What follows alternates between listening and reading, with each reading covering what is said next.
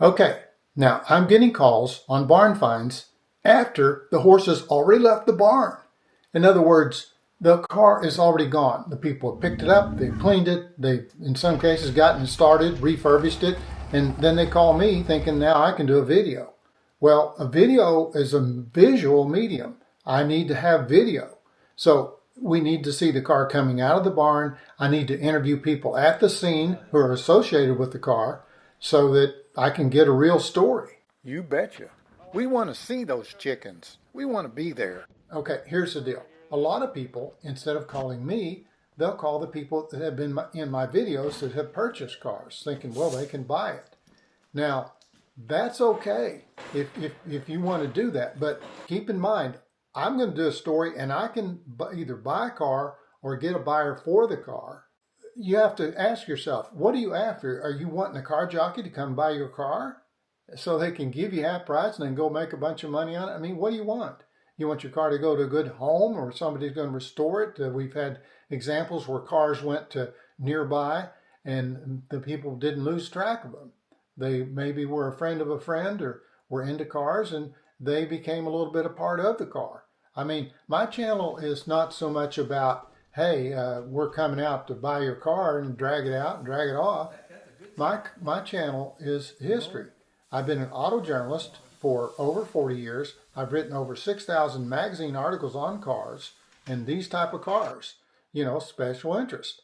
Many of them, anything from Corvettes to Chevelles, a lot of Mustangs, muscle cars, Mopars. So I've been in the hobby many years. So what I'm saying, if you call me, you get a historian, okay? But somebody who could also purchase a car if that's what you need or help you with it. I just had a call from a 21-year-old young man who inherited a Shelby, and he wasn't into Shelbys. He didn't want to keep the car. So I'm helping him with that. And so you can watch that later on video, and I'll travel anywhere. So I want to give you my contact info. It's on the front page of my channel. My email is simply jerryheasley@gmail.com. And my phone is listed up here. You can see it. So you can call and I'll try and help you. Of course, what's in it for me is a story. It's going to be very difficult to find panels for this because it's not a Fairlane. We can't just call up and say, hey, send me a quarter. There's always an expert around to call upon. So you got to ask yourself, like I just said, do you want a car jockey? Somebody comes out, and when they do the story, it's going to be about them. The story's going to be about them, about, hey, we bought this car, and look at me. I'm trying to do a history story. So it's about you. You had the car all those years. Some people don't like to sell a car, and it just goes to waste because they feel like once they sell it that it's gone forever and nobody ever know they owned it. For some people, that's kind of their claim to notoriety is that they own such and such a car and they're proud of it. And a lot of people identify with that car. It's like it was, part of their identity. I felt that way with my 1965 289 Cobra. I purchased it when I was young. I drove an old car for years. I bought this Cobra and I had it 28 years, but sometimes there is a necessity or a time comes to sell. Or maybe you want to move on and get something else. A lot of these people with these barn finds have, when they bought them, it wasn't any kind of a special interest valuable car, but now it is. And so, in other words, if you'll contact me and it becomes a story, will come out. It's, of course, no charge to anybody. I'm doing editorial. A lot of times it doesn't really pay that much. I have a passion for this. So you get a history story. And let's say you've had a car for so many years, you don't want to sell it. A lot of people don't understand where their car fits into the collector car field where value is concerned, especially when they're not restored. It's easy to appraise a car when it's restored.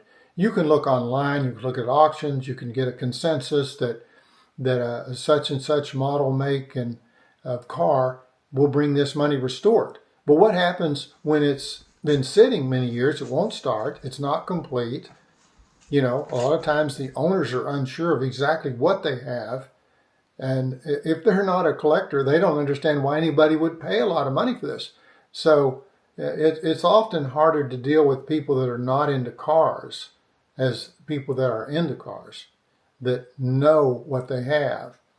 So I'm just trying to bring some enlightenment to you here to ask you to give me an opportunity to see if there is a story and we might be able to do one with you and try and help you in whatever way we can.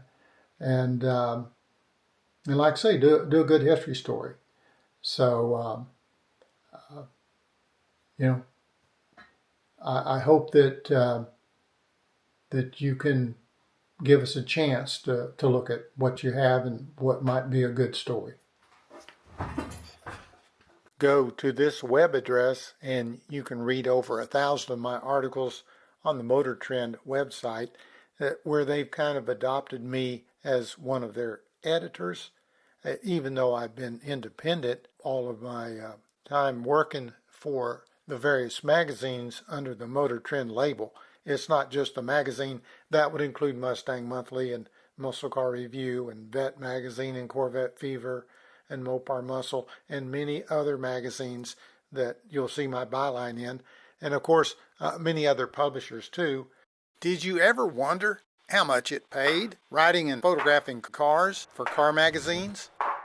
I was fresh out of college, pumped gas at a deep rock station, and started freelancing for all these magazines. In the beginning, I did not realize the extent to which I would have to learn the art of car photography.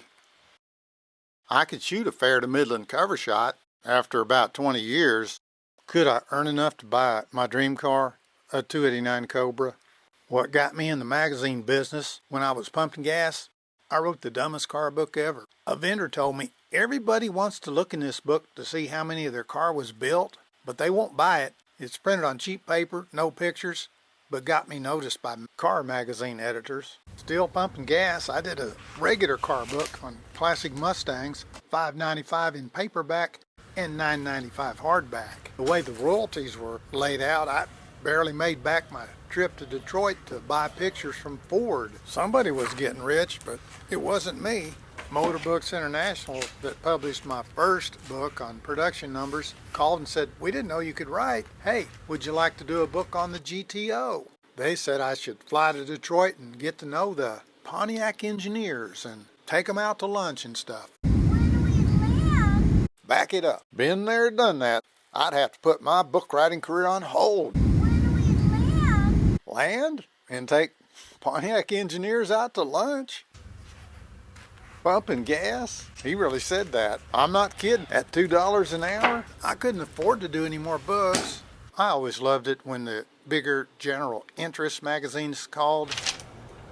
Look what I got to do. Celebrities with cars. They flew me to San Francisco to see Reggie Jackson. From there to Los Angeles, Phyllis Diller. I brought her a cookie and she couldn't quit laughing. She kept saying, "Look, he brought me a cookie." Ken Kercheval of the TV show Dallas, the famous singer and actress Connie Stevens, and Clive Cussler, the famous novelist. But I had to bankroll thousands of dollars in expenses for months until this deal was done, and then fight the editor to get paid. If anybody is interested to see what it was really like to be an automotive journalist, independent in those days, working for car magazines, let me know in the comments.